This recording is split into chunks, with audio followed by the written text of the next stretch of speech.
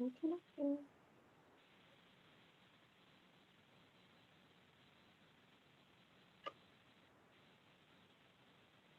right, we're going to get started, and I will hopefully see myself soon. There we go. Good afternoon, everyone. I am Lydia Edwards. I'm chair of the Government Ops Committee here at Boston City Council. It's Thursday, December 10th, 2020, and we're here for a virtual hearing on docket 1100, an ordinance to ensure gender inclusivity on city form. Councilors Michelle Wu and Liz Braden are the lead sponsors, co-sponsors of this proposal, and it was referred to this committee on November 18th, 2020. In accordance with Governor Baker's executive order, we are hosting this hearing on Zoom. This allows us to do our jobs, but at the same time balance the public safety needs and concerns of the moment. The public may watch this meeting via live stream at www.boston.gov/city-council-tv. It will also be rebroadcasted at a later date on Xfinity 8/RCN82/Verizon 1964. For public testimony, written comments may be sent to the committee email at ccc.go@boston.gov and will be made part of the record and available to all councilors. In short, this proposal will require all city forms, documents, and certificates to have a gender or sex designation to include a non-binary gender identification option to be marked as X. The proposal includes a provision requiring that forms reflect gender inclusion and inclusion of all family structures. The proposal also requires the Office of Intergovernmental Relations to prepare a report for the City Council within 60 days of passage of this proposal that lists all city forms and documents that require a gender or sex designation, whether the form has a gender-neutral designation option, and if applicable, whether binary gender designation is required by city, state, or federal law. Participating today on behalf of the administration is Patrick Vandell, the mayor's LGBTQ liaison. And I'm going to get a list of other participants, but before I have them announce who's here, I wanted to go ahead and announce an order of arrival, my colleagues who have joined us today. Along with the lead sponsors, Councillor Wu and Councillor Braden, we also have Councillor Flynn and Councillor Janey and Councillor Mejia. Did I miss anybody? Oh, Councillor Royo also is available as well. Did I miss anybody? Hopefully not. So with that, I wanted to make sure that I allowed my colleagues to have some brief opening remarks. I do, and after your remarks, I'll read a letter into the record from Councillor Campbell, and then announce who's here also to speak in today's hearing. So I'll let the lead sponsors lead, Councillor Wu, then Councillor Braden. Thank you to everyone for joining us. Thank you to Madam Chair, because this is just one hearing after another on her docket before the end of the year. So I'm really excited that we have a chance to move this forward because this is a matter of ongoing urgency and impact. Boston has a legacy of being a leading city in so many ways when it comes to human rights and civil rights. And we had ordinance around public accommodations protections a decade before the state finally acted on statewide legislation. And so time and again, we've stood up, particularly when it comes to big sweeping changes. Now, today's ordinance is on something that really gets us down to the interactions between every single person and their government, right? So we need both the legislation on the books, but we also need every single piece of paper, every license, every form, every document, every confirmation of identity to really reflect our constituents and our residents' identities. So today we're talking about city forms and the need to be inclusive and have gender neutral options on our forms. I want to particularly thank those who have pushed this issue at the state in terms of completely reforming the way that driver's licenses and that the Mass Commission on LGBTQ Youth has paved the way for important documentation at the state level to reflect this change, and we're trying to build on that work today at the city level. Thank you especially to Dom for surfacing this issue and making sure that their experience in City Hall, which you'll hear about later, would pave the way for everyone's experience to be affirming, celebratory, and the welcoming experience that we expect from our city leadership. So I'm very grateful to Councillor Breden for partnering on this, for so many advocacy groups for always taking the lead and making sure Boston is doing the right thing.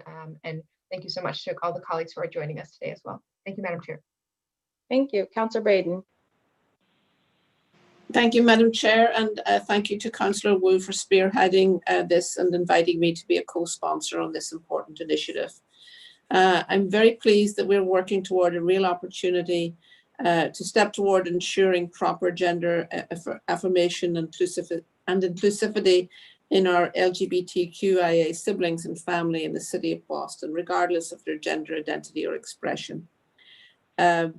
I think this is really important work, and I'm really encouraged by the speed with which this is moving forward. And I really want to thank the advocates who have come in this afternoon, Dom and Trey Andre and Tanya, and our city colleagues, City Council College and the administration for joining in the conversation this afternoon. And I look forward to an ordinance that will be implemented quickly to ensure more equitable and inclusive city for all of us.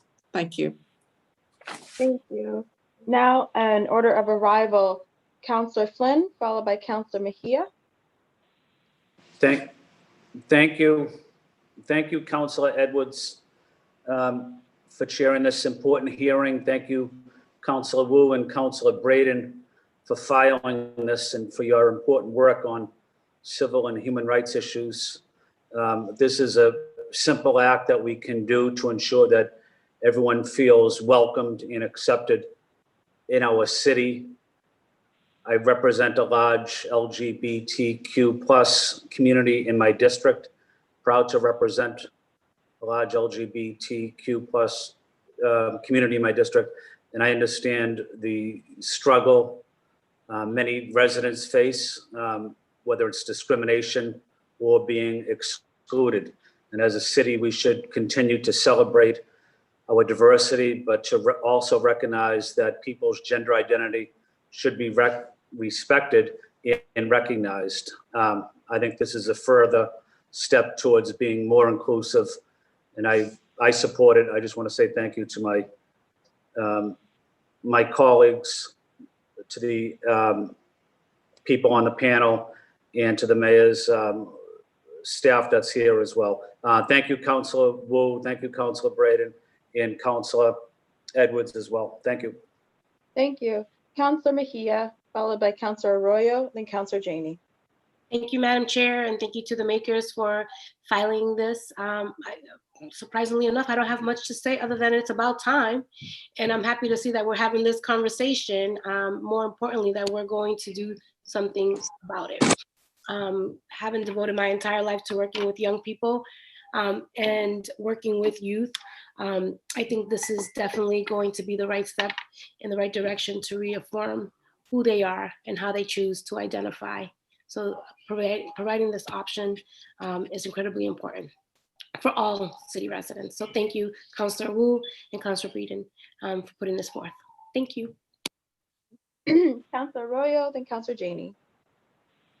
Thank you, Madam Chair. I just want to thank the makers for this. You know, as we head into the new year, I think it's fantastic that we're looking at ways to make sure that our government and our government forms better reflect the people who we are servicing.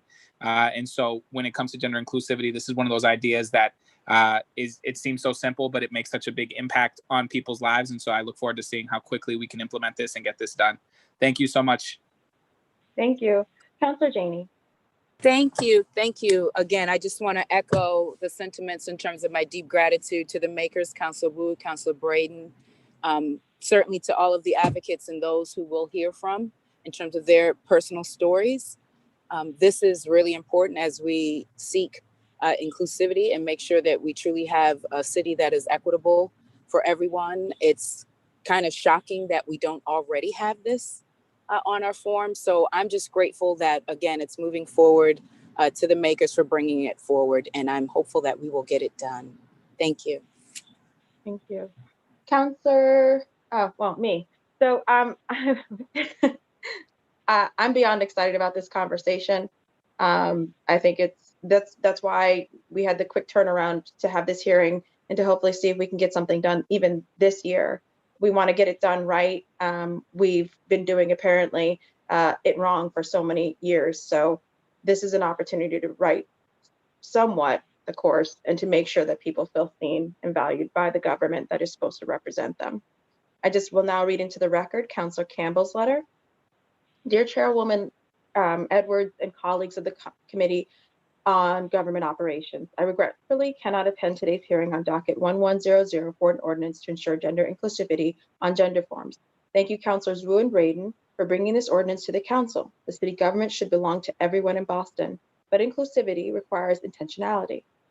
Simple changes to the way we operate can make our city more inclusive, equitable, and accessible to all.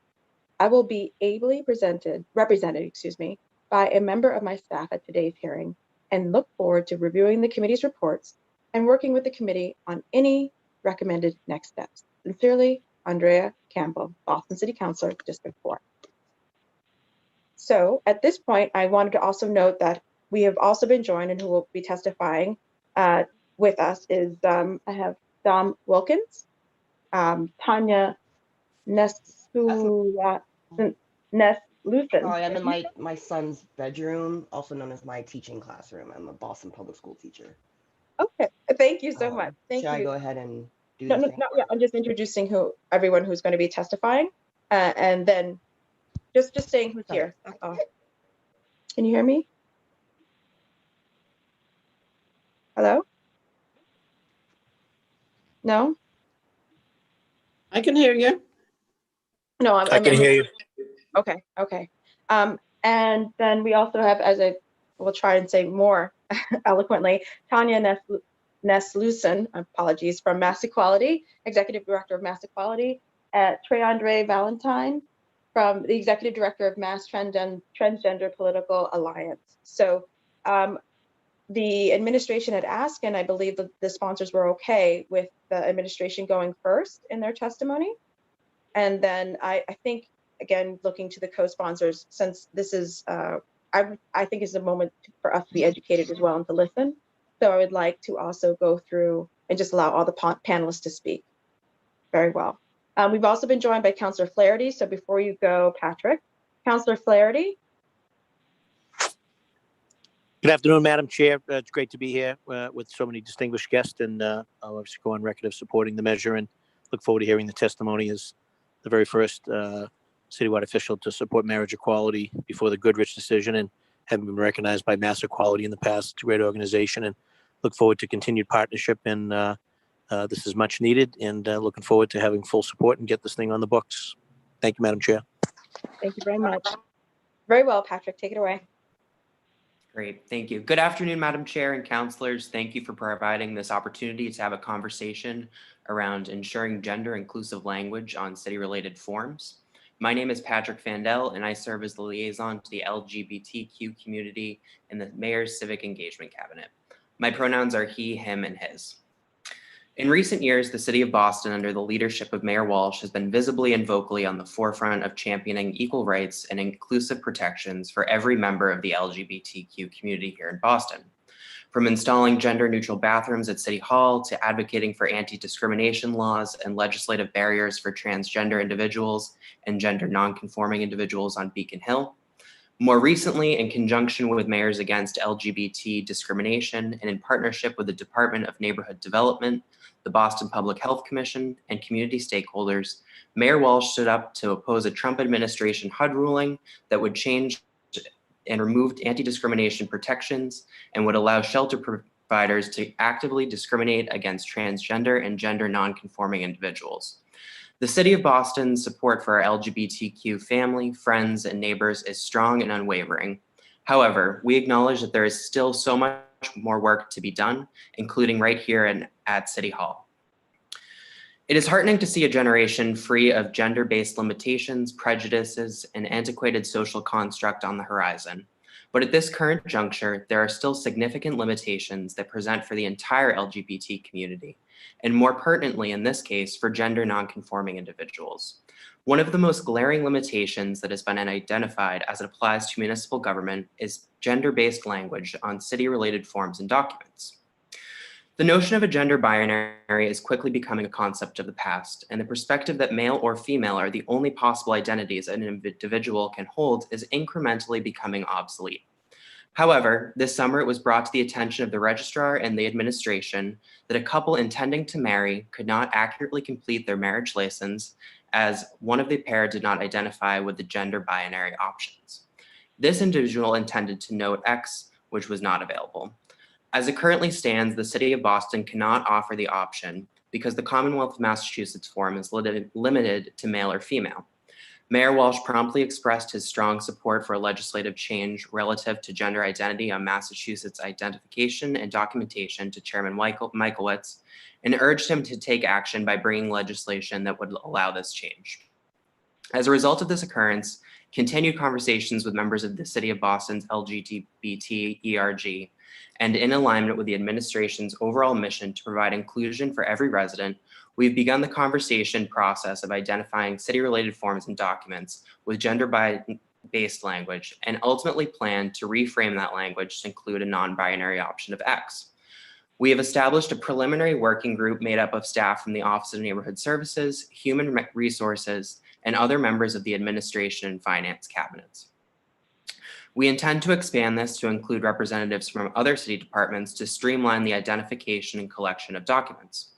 It is the intent of the administration to catalog these documents, identify the ownership and the process by which the document would have to be updated, and then implement the gender inclusive language as quickly as possible. While I am confident in the shift to a more gender inclusive language, I want to emphasize the massive scope of this task. We will be working with every department here at City Hall, from human resources to small business and many more, to update these documents. As we saw in the case of the marriage certificate, state and federal barriers may hinder a standard and simple implementation of this process. We anticipate that this will be a fluid process that will result in a substantial inclusive shift for not only the employees of City Hall, but for every resident here in the City of Boston. In closing, Mayor Walsh wholeheartedly supports the intent of this ordinance, and we look forward to working with the council, city advocates, and residents across the city further on this much needed update to the city's existing and future documents to provide for a more inclusive representation for every resident here in the city. Thank you, Madam Chair. Madam Chair, you're not unmuted. Thank you very much. Thank you. And thank you for your testimony, Patrick. Mixdom Wilkins? Hello. Now do the thing. Awesome. Thank you. Awesome. So, hello. I appreciate the opportunity to be here today. I also want to give thanks to Michelle Wu for being super responsive, and you rock. Cool. So creating a family looks different for everyone. We all know that. But based on my lived experience, there is also a direct correlation between where you fall on the gender spectrum and how easy it is for you to start your own family. Being Black, queer, trans, and non-binary, in my opinion, is as close to impossible as you can get. My partner and I had been waiting months to get an appointment at City Hall for our marriage certificate because COVID. We were ecstatic when we finally got an appointment. When we arrived to fill out forms, I honestly had not even considered that there would not be a gender X option. We live in Boston. It's, a giant liberal watering hole. And also from a more tangible, realistic standpoint, my license has an X gender marker. All of my healthcare providers give an option for multiple gender options. And honestly, as the former vice chair of the Massachusetts LGBT Commission on Youth, I'm very, very past disappointed. I cannot tell you how far my stomach dropped when I not only saw the form, but then was met with resistance from staff. After a verbal altercation with a City Hall staff member who dismissed me by saying, take it up with Marty Walsh, I decided to reach out to the people I knew who could help. And here we are today. My heart breaks for the people who arrived to be married and saw the same form that I did. my heart breaks because I know how they felt. I mean, this experience overshadowed our entire day. The rest of the day was spent making phone calls, sending emails. I spent my wedding day sending emails, trying to ensure that nobody else will have to. Amending city forms to be more gender inclusive is your way to your effort to make sure that nobody else has to use their wedding day for the same. Thank you. Thank you. And on behalf of myself, the Committee for Government Ops, and I'm sure my colleagues will echo our incredible sadness at your experience, and that you have our commitment to do everything we can to do exactly what you said, to make sure everyone's wedding day is a joyful, inclusive, beautiful moment. Again, I'm so sorry. Tanya Neslusen from Mass Equality. Thank you, Chairwoman. And thank you, counselors. Today, my name is Tanya Neslusen. I'm the Executive Director of Mass Equality. It's really important to make all residents and visitors to the city of Boston feel welcome and valued. In that vein, it is imperative to implement this ordinance. When encountering gendered language on government forms, it serves to isolate a segment of our population. Most city forms and government forms in general are used at extremely sensitive points in people's lives, times of extreme joy and extreme sorrow. And to risk being misgendered or not know how to fill out the form in that moment can be disheartening at best and discouraging and isolating at worst. And we need to make sure that every member of the Commonwealth feels included and welcome. Now that we have the Gender X designation on our state, at the state level, on our licenses, we need to make sure that we are keeping up with what the state regulations include, and we have the availability on forms to fill out markers that are in accordance with our state guidelines. Thank you.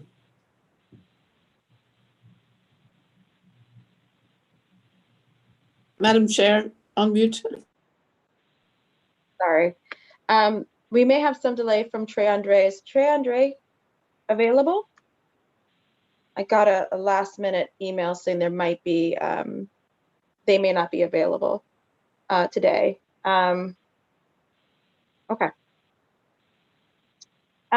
We do, to the co-sponsors before the counselors come in, I do believe we have one person signed up for public testimony. Would that be okay if we went ahead and let them and heard from them again? So I'm gonna ask that, I'm gonna go ahead and make Beck Pat Sanker. Beck, can you hear us? Hi, yes. Wonderful. Take it away. Can I turn my camera on somehow? Is that I thought yes, you absolutely can if you're not able to. Let me see. Thank you. Let's see what happened. My apologies. I didn't put you in a panelist. Are you okay? Are you able? Oh, I'm muted. Hi. Hi. Wow, hi. Okay. So sorry, I'm a little bit nervous. You all talk so officially. It's freaking me out a little bit. I'm 17. My name is Beck. I'm a high school senior, and I use they, them pronouns. And I guess I'm just gonna talk a little bit about my experience with like public forums and stuff like that. You know, I haven't signed a lot of them in my lifetime, only being 17, but you know, the ones I have, even just every time I'm confronted with like a gendered, I guess, gendered language on official forms, it's it kind of stares back at me in a way that like it tells me that I'm not included and I'm not seen in my city, in my state, in my country. It says that I'm not a part of this, you know, So when I sign a form that has two options, like male or female, or it has like she or he or something like that, it feels dishonest. It feels like that form doesn't include me in some way. It's not applicable to me. And I've spent a lot of my life just kind of like trying to be seen and heard and acknowledged as like a fellow human being. And that's hard to do when your government doesn't even acknowledge you as a full human being on forms you have to sign. So it's hard to have to choose one of those options. It's hard to have to choose the option that I don't feel comfortable with. Whenever I have to sign something, it's hard to have no choice. It's hard to not have an option against that. And it's exhausting and it's sad.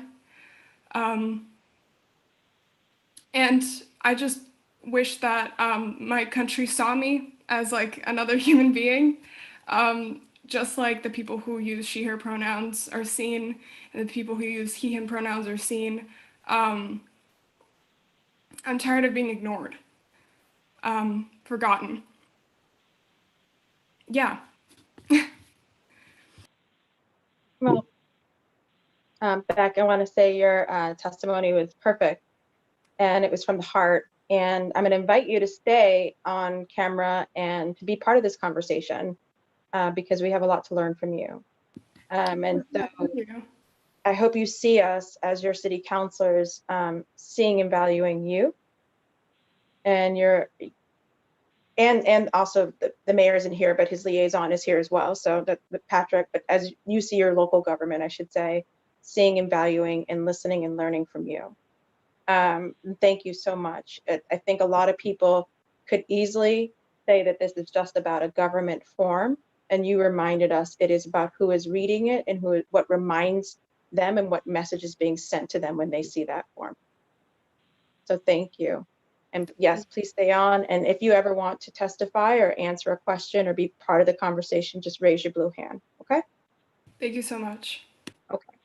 So I'm going to turn it over now, going to the counselors. We'll start with the lead sponsors for any questions, suggestions, thoughts that they have about the language. And this is, I think, going to be a very productive conversation. So Councillor Wu, then Councillor Braden, then Councillor Flynn.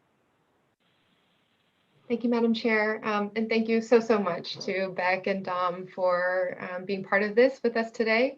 I think I'll start with Patrick, if that's okay. Patrick, since you're here representing the administration, I hear you around the need for the state to also kind of finish expanding the reach of their changes across all of their licenses that also touch different pieces of how folks interact with the city. I think for me, we've seen very many examples in the past where even though something was at the state, when the city did take action, it gave it that extra momentum and pressure and leverage to accelerate things. So I just want to, for anyone who's watching, emphasize that the language of this ordinance, I'm running out of battery. Okay, I'm going to plug in while we're talking. The language of this ordinance is also to catch any other forms, documents that we might not even realize, right? So just to basically put in a requirement that we are going to do a proactive sweep across everything, which it sounds like the administration is already beginning. Thank you so much. But to really just codify that into a requirement and make sure that the reporting and the results of that are transparent to the public and to the council as well. I will note that several years ago, I think it must have been 2014 or 2015, I had worked with the administration just administratively on an issue around birth certificate request forms, which at that time only said mother and father in terms of the names that you fill out to be able to request your child's certificate to be printed up and officially presented. So we had that changed overnight to say parent one, parent two. But who knows, at least I don't know at this point, what other forms there are out there that are having that kind of very significant impact. So Patrick, do you have any specific issue with this language, or does it, from what you said, it sounds like it just about dovetails exactly with what's already happening and would be a good way to just codify that? Thank you, Counselor. I think it dovetails very nicely with the work that we've, embarked on preliminarily. I anticipate the scope of this to be quite broad. I think from a public-facing view, the city's website serves as a great springboard into various city departments. You can find some forms there. To your point, I think as we expand upon this internally, the documents that we're using, inside the building, behind the scenes, are the ones where we might find the most opportunity to make the changes that we need to update to make this a more inclusive form. So far as anything that comes, I think that, so far I've done a preliminary search on some of these. I think most pertinently, it will come up through HR and onboarding documents. It'll probably come up in anything related to small business or the Department of Neighborhood Development, kind of in those applications or any certifications necessary.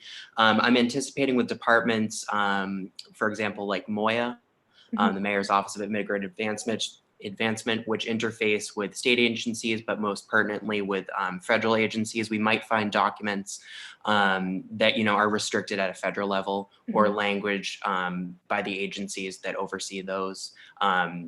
Last night I was just trying to cull some outward facing documents, and again, using the example of MOIA, for instance, to apply to become a US citizen, all of that documentation is limited to the male, female, gender binary.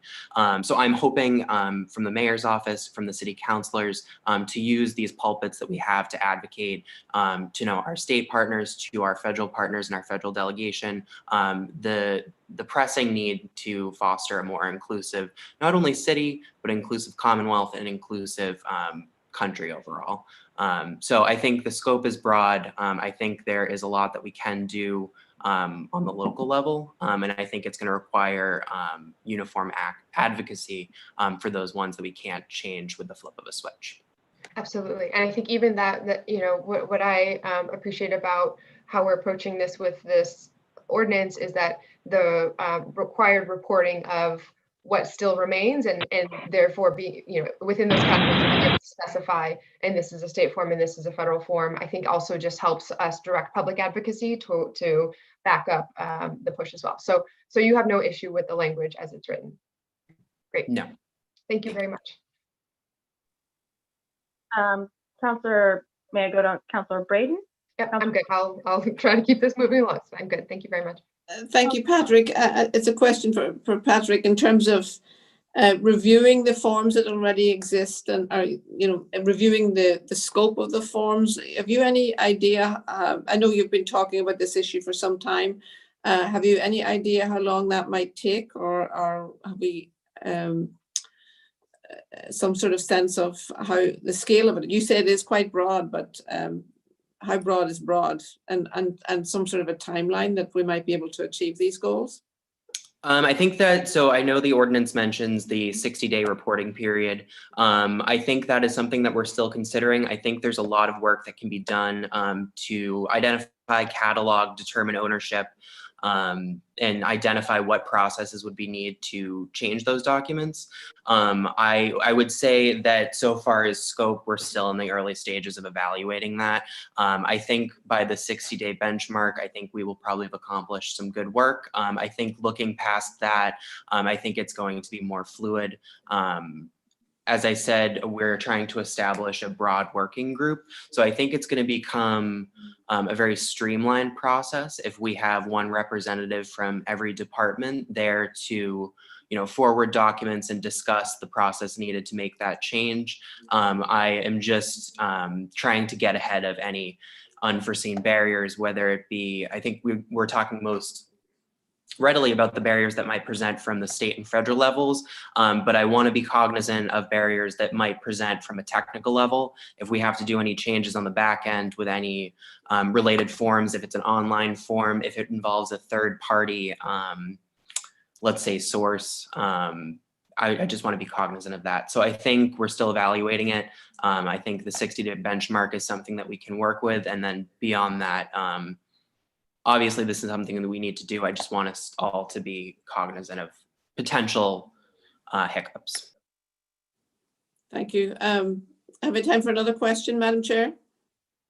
In terms of interfacing with the Fed, not so much the state, because the state seems to have, I'm sure they have got gaps in their forms as well, but when we interface with the more federal, at the federal level, I think, can you discuss what the barriers might be at that level? I would defer to IGR for those kind of discussions, but preliminarily, I've noticed, again, with agencies like MOIA and agencies that interface, I think with actions that require, you know, the federal oversight, for example, immigration forms, if it's a federal grant, if it's something of that scope, I think that's what I would be worried about.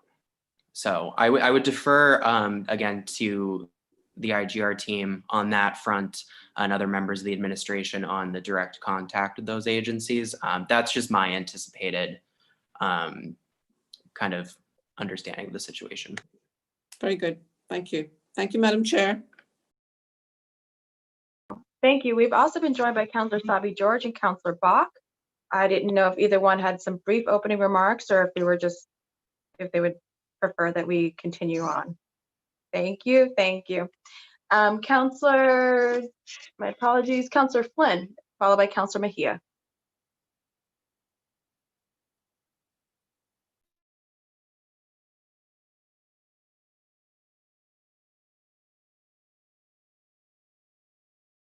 I'm sorry, I just got the text that I think Councillor Flynn had to go. When he comes back, I will put him back in the circulation. So Councillor Mejia, followed by Councillor Arroyo. Thank you. I just have a quick question. Councillor Wu and Councillor Breeden, and potentially, since you guys are the makers of this, I'm just curious, would this also include forms like in the Boston Public Schools? Because I know that during registration, you know, we have to pick genders. Is this for all or just like things in City Hall? If I may, Madam Chair, it is written to apply to everything within city government, including BPS. Okay, well, there you got it covered. Because that's what I was going to advocate for in the Boston Public Schools. That's really important in terms of the discussion. And I think that this is a no-brainer, to be honest with you, and I don't think there's a reason for anyone to occupy space for the sake of occupying space. So I don't have any real specific questions as it relates to this. I just think it's a no-brainer and it's something that we need to move along with. So I appreciate Councilor Edwards. You all are lucky that she's the chair of governmental ops because she makes it happen, y'all. And that's it. Thank you, Councilor Mejia. I really thank you. Councilor Arroyo, followed by Councilor Janey.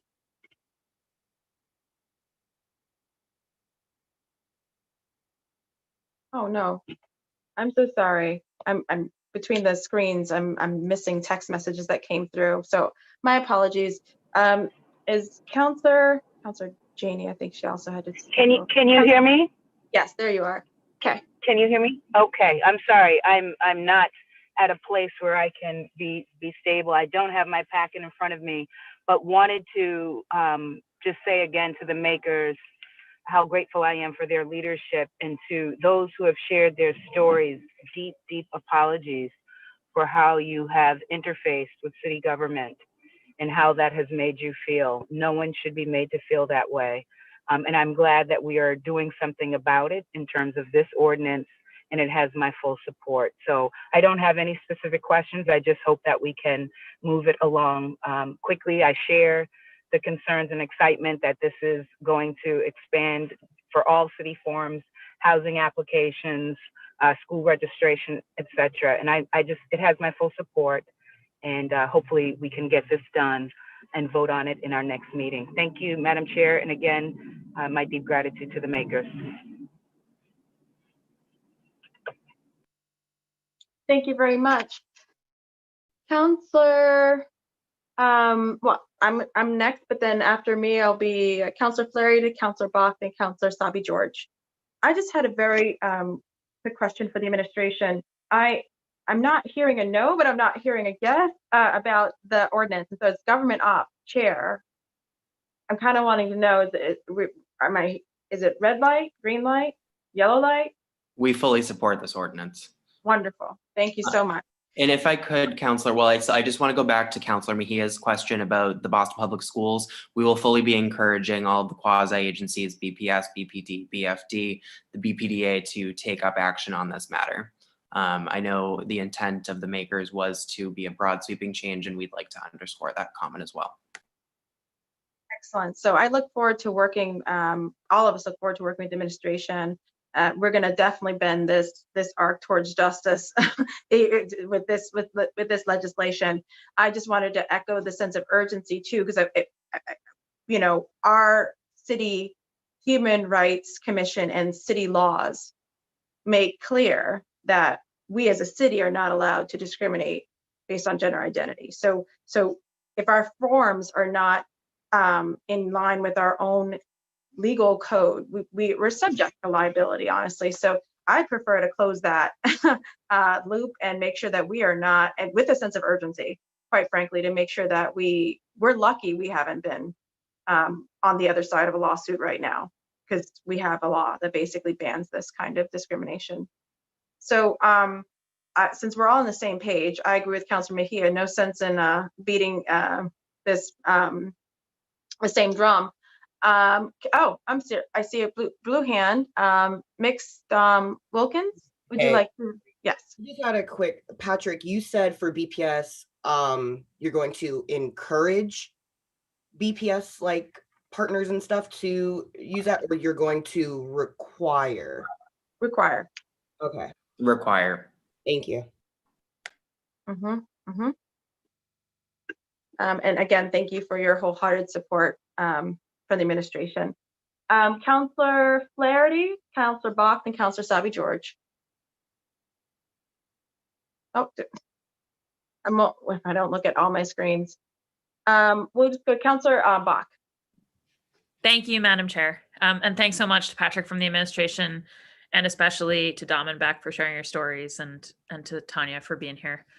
From Mass Equality, I agree with everyone that this is urgent and something that we should be doing without delay. And I really want to underscore, to me, there's sort of two dimensions of this. One that I think we've heard really strongly and movingly from all of you is how, you should not, when you're interacting with government, be confronted with anything that sort of questions your identity, makes it feel like you don't belong, adds that negative aspect to what should be a joyous day, or just like a simple day of going about some regular business. I also want to add the fact that I think this is a really important step, just because of the many ways in which our society has long sort of like added gender in as a component of things where it doesn't need to be.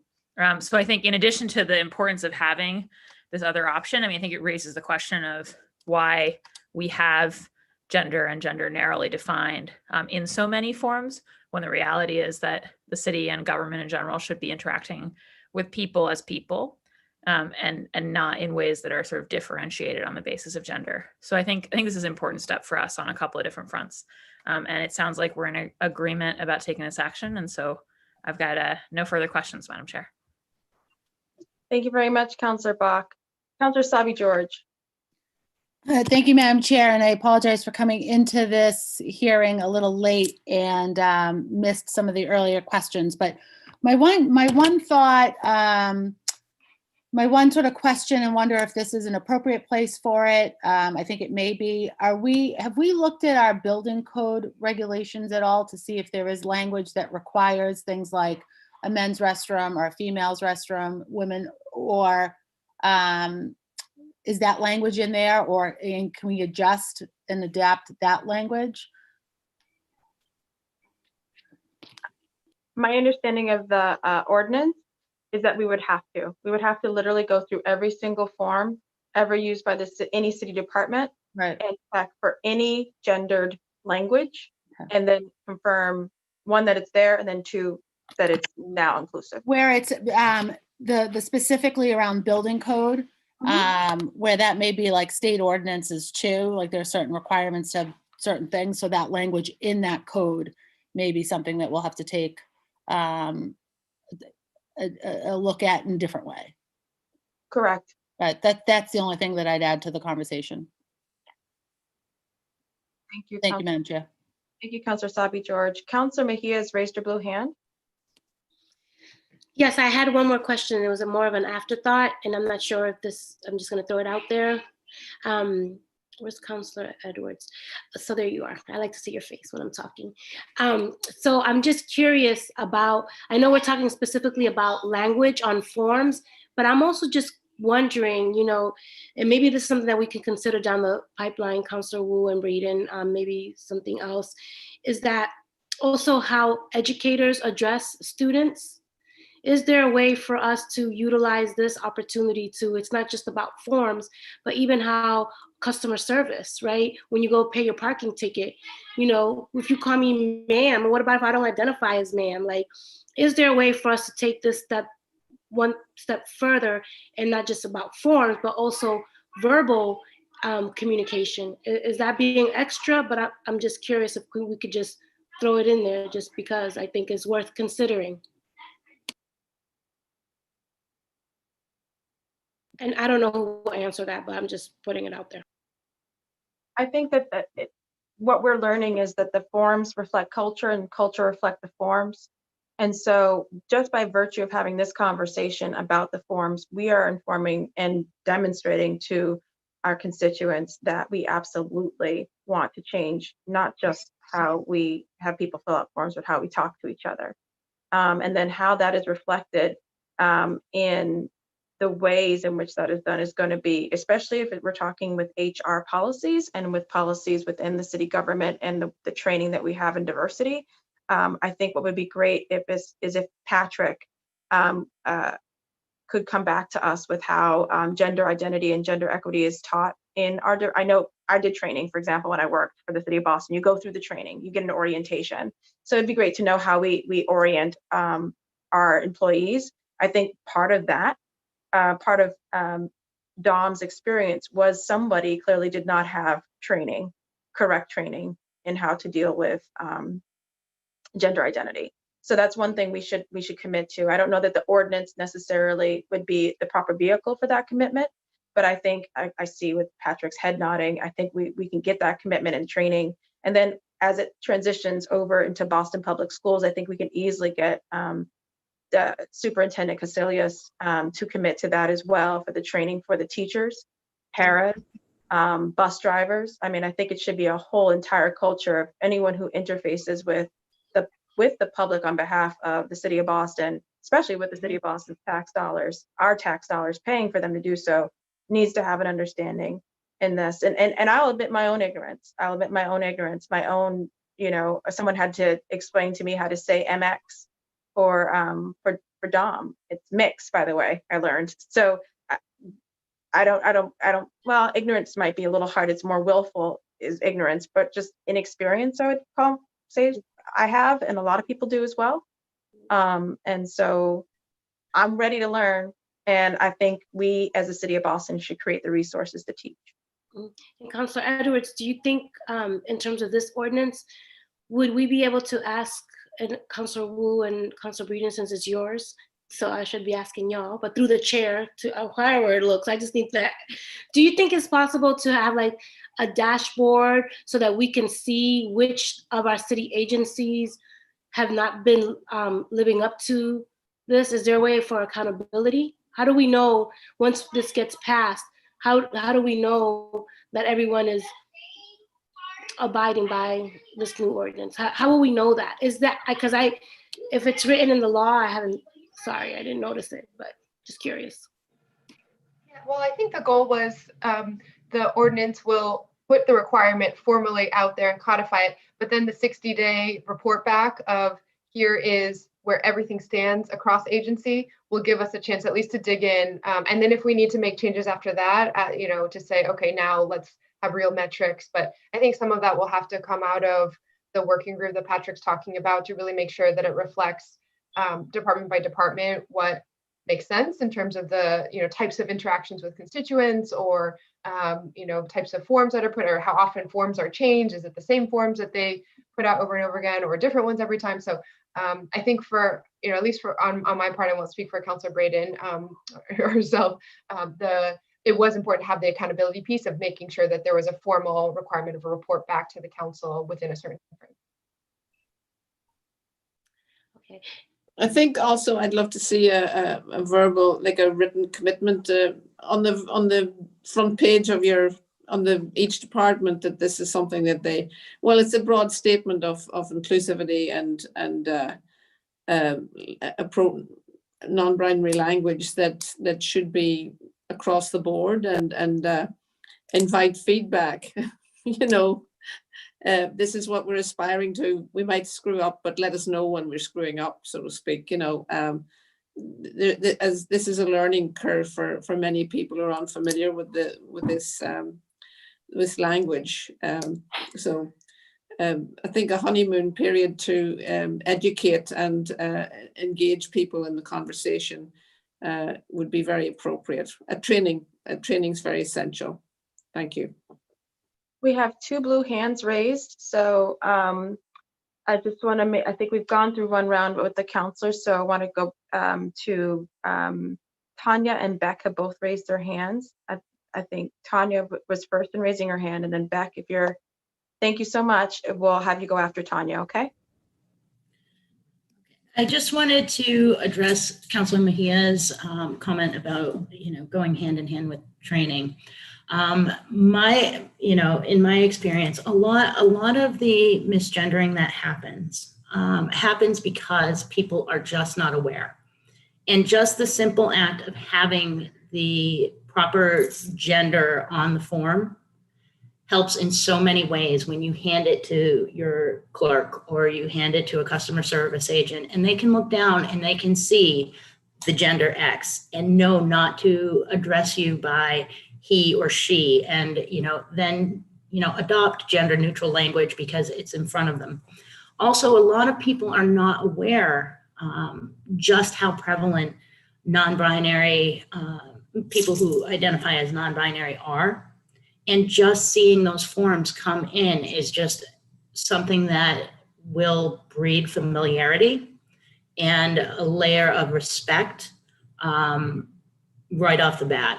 And I think that training is important, but I think that, updating the forms is just a really crucial first step in giving people the opportunity to address people by their proper and appropriate gender. Thank you. Thank you. Beck? I completely agree about,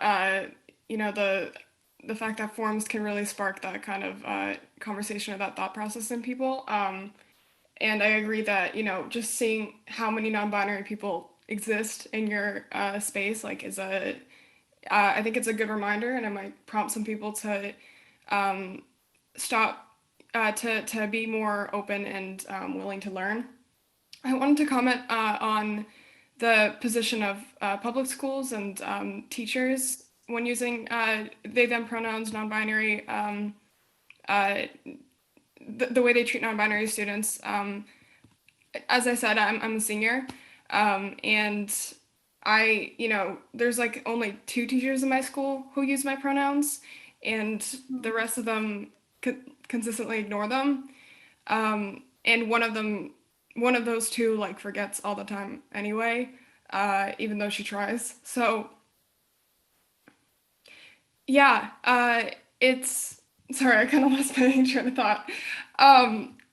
Yeah, so the teachers don't really use my pronouns at all, which is a little bit weird because they're adults. They should, they're educators. They should have to learn about these things, and they should have to treat their students in ways that make them feel comfortable and safe. I don't think it's right that educators are just kind of not educated about these things because they can blatantly misgender their students and just make them feel unsafe and really uncomfortable in their classrooms.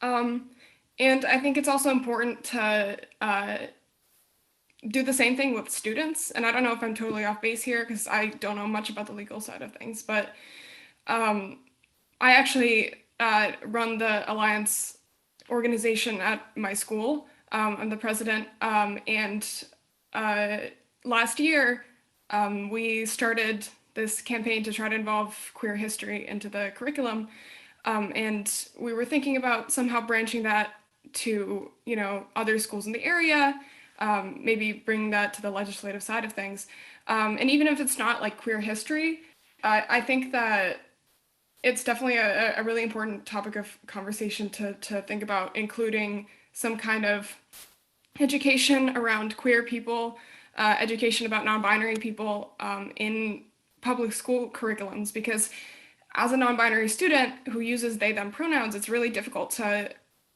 walk into a classroom and have a teacher misgender you in front of like 20 other classmates, or dead name you in front of 20 other classmates repeatedly, or just have all of those 20 other classmates take that as a sign of, yeah, you can do that now. That's allowed. You can just misgender me and dead name me as much as you want. And it's because neither of them have the proper education and the proper tools to actually be, you know, good about this and allow people to feel safe and comfortable in their spaces.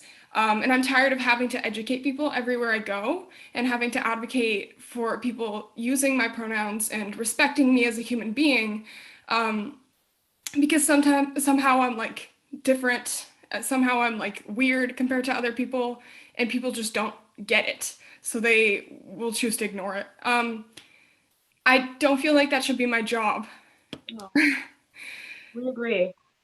Yeah. We agree. And could you educate me right now? Were you saying dead name or deadening you? Dead name, it's when you use a transgender person's former or birth name. So their given name at birth. So since a lot of transgender people will change their names to fit their preferred gender. Right. Yeah. Thank you. Thank you. Thank you. So we have the support of the administration and we have wonderful legislation before us, I think what we can do in the next less than a week, and in the next 6 days, 7 days that we have, we can make sure that we are all clear down to the comma. I don't think we need a working session on this. I think we can do this amongst ourselves. So I encourage advocates, I encourage everyone who spoke today. The legislation is not complicated. And if you would like a copy of it, Christine O'Donnell, or you can email the committee, ccc.go@boston.gov. We will give you a copy of it. We'd love to hear your thoughts. I'm sure the co-sponsors would love to hear everyone's thoughts about how we're going to get this done next week. So unless anyone has anything else to say, so maybe some concluding remarks from the co-sponsors. Other than that, I'm going to go ahead and close out this hearing. All set? I just want to thank everyone for their participating in the conversations. Beck, thank you so much for what you shared with us, and Dom and Tanya, thank you so much and Patrick, thank you for all being here. And I'm very, very excited to see this move forward. Thank you. Thank you, Madam Chair. Thank you. Patrick. I just want to reiterate what the counselor just mentioned. This is truthfully my first city council hearing testifying at, but I think the importance of the discussion we're having here today has such greater implications than any one of us, and the little bit of kindness and value that this change will bring, not only the residents of Boston, but hopefully inspire other cities, municipalities across the Commonwealth. It's just very exciting to me. So I want to thank you, Beck and Dom, for sharing your stories, the makers of this, and then thank you for having me here today. Thank you. Okay. Thank you. So Thank you all. everyone. Okay. Thank you. Thank you so much for sharing your stories. Thank you, Thank Madam you. Chair. Bye.